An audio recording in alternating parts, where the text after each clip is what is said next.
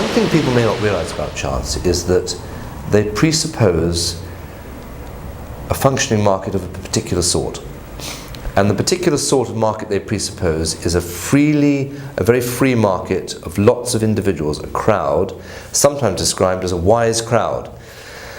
And the wise crowd has certain features of independence, of non-imitative behaviour, lack of emotion, the use of local knowledge as well as generally available knowledge, and so on and so forth.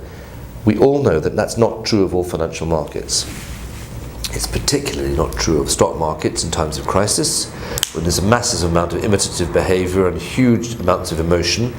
It's not true of the gold market, when there are very few gold producers, so there is what's called a cartel of suppliers, a monopsony. It's not true of oil, which is a cartel of suppliers, which is OPEC, another monopsony. It's not true of diamonds, there's very few.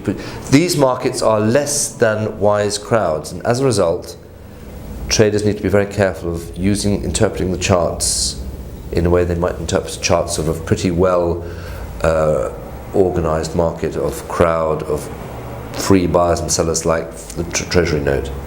Even though sovereign debt there's a single supplier of sovereign debt. And even markets you might think are absolutely classically described as a free crowd of buyers and sellers are caveats.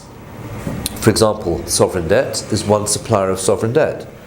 In currencies, there's one supplier of the currency, the man who prints it, in the sovereign country that prints it.